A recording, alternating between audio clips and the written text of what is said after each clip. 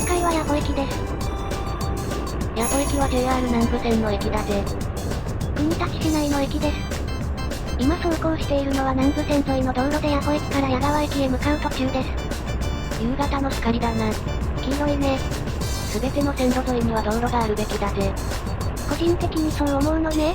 もちろん個人的な意見だ。線路沿いに車道があるメリットは何？電車が来ると楽しいんだぜ。隣の駅が近くなるぜ。駅舎が見えてきたね。もっと空を広く撮影した方がいいな。矢川駅の名前の由来は、昔矢川という小川がありました。ある時寺子屋の師匠がこの川の流れは矢のように速いと言ったの。だから矢川から矢川になったのか？そうです、そんなものですよ。わかりやすくていいぜ。ここから右手の方は坂道かな？左に曲がって1キロほど行くと多摩川だからね。じゃあ右は上り坂だな。ここは右になかなか行けないな。左に曲がって駅の南側の様子をちょっとだけ見てみよう。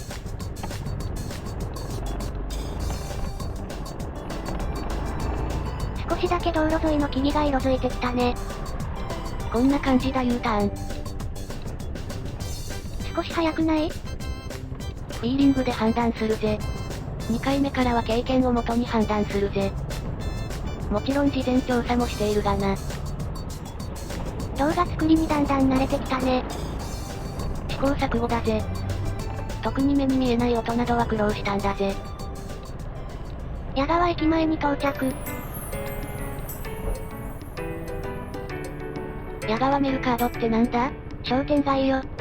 意味はわからなかったわ。まあいいぜ。矢川駅が我々に投げかける謎だな。まずは矢川通りから見ていきましょう。矢川通りを北に行くと桜通りを横切って富士見通りに繋がるぜ。学園通りを左折していくと立川駅に向かうね。そうだ、左に行くとすぐに立川市に入るんだぜ。結構急勾配だな。見事な桜の木ね。矢川駅から国立駅まで、およそ3キロにわたって途切れることなく桜並木が続くんだぜ。絶対春に来たいね。そう思うよな。駅前のメイン道路はこんな感じだぜ。U ターンね。この前を横切る道路が桜通りだ。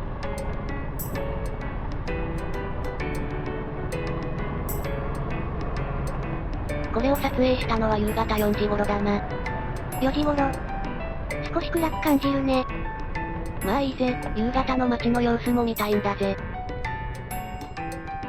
最近不法が多いね。そうだな。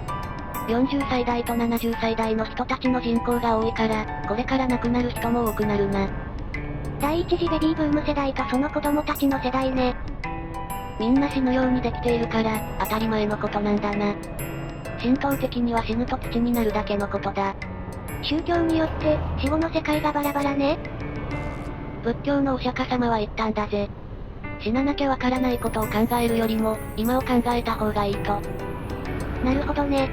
宗教ブームだった2500年前に結論が出ていたんだね。誰にもわからないことを言う人は嘘つきだ。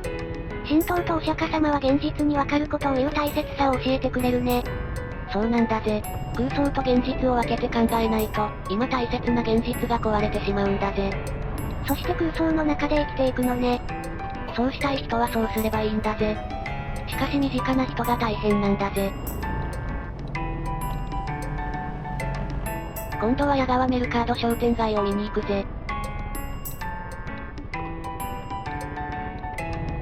通勤電車を降りて矢川メルカード商店街の酒屋に入るのかな？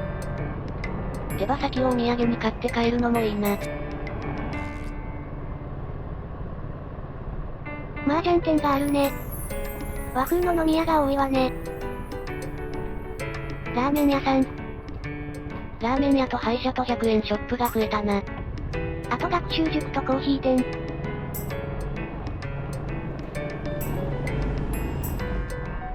インドカレー屋さん。カフェ。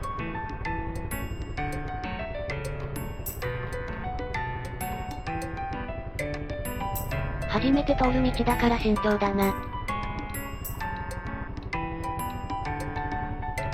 視界が開けて空が綺麗ね。次回の撮影の時はカメラを上に向けようぜ。魚屋さんとお肉屋さん。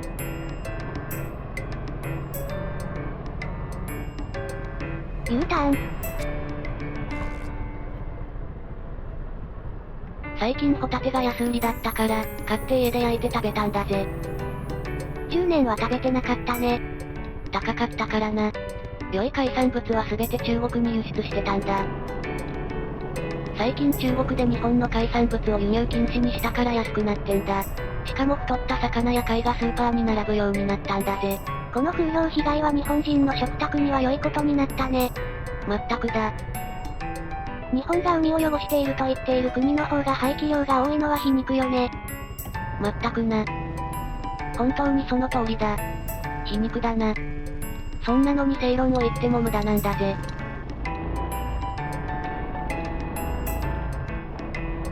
のどかなところね。この辺の逸話は少ないけどな、それだけ平和であったのかもな。綺麗な川があり、作物が育ち、争いから遠く。これだけで十分だな。ウクライナ戦争いつ終わるんだろうね。戦争は始めるのは簡単だが終わすのは難しいと昔から言われているから、いつ終わるのか誰にもわからないんだ。はっきり言って戦国武将よりも戦略が下手だよね。もうすでに戦争に勝ったとしても国力が落ちすぎていてな、戦後は外交も不利な状態が続くだろうしな、国民が苦しむな。偉大なロシアを目指しているプーチンはそんな事実に耐えられるかな？経験豊かな戦国大名ならば早期和睦をしてな、力を温存して次のチャンスを伺うんだけどな。プーチン大統領にとってウクライナ戦争が、初の本格的な戦争だものね。そうなんだぜ、ロシアは今まで弱い国としか戦闘をしていなかったんだぜ。勝ってばかりいたから自国は強いと勘違いしたんだな。だから不利になった時の計画がなかったんだね。そういうことだ。戦国大名ならば第三国も意識して深追いをしないからな。今の戦いの次も考えて戦うんだぜ。勝ったとしても、味方の損傷が激しいと他の国に狙われるんだぜ。駅の近くは高層マンションが多いね。商店街は難しい時代だからな。駅近くのマンションの方がいいんだろう。通勤に便利だしね。買い物もネット取引が多くなったし、この世界的な流れは変わらないだろうな。各国の戦争と米中の冷戦の時代ね。庶民にできることは食料の備蓄ぐらいだな。矢川駅の周辺街はこんな感じです。昔から静かで、平和な場所だと感じました。平和の象徴が昭和の初めに植えられた桜の木に現れているね。年輪を重ねて風格があるんだぜ。困難な時代にも、人々に安らぎを与えてきたんだね。バイク動画はこれで終わりです。この後に Google マップを使った解説をしますので、ぜひ見てください。見てみてね。見てみてみてね。見てみてね。なんだこの映像？これをやってみたかったんだぜ。それでは、さようなら。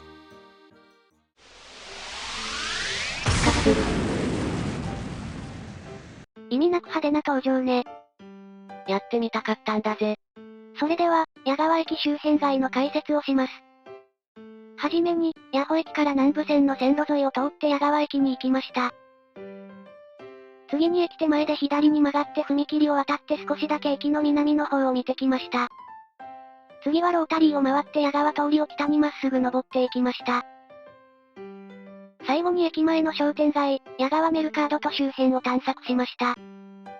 駅の南側には、田畑と湧き水の豊富な小川が多くあるし、城山もあるし、多摩川沿いも景色を見ながら走行したかった。多摩川沿いを走行しても堤防で景色は見えないよ。でも、スーパー銭湯があるね。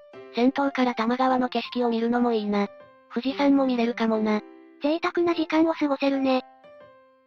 それでは、矢川駅の位置関係を説明します。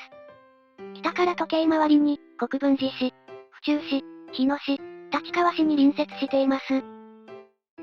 南には城山公園、甲州街道、日野バイパス、中央自動車道、多摩川が流れています。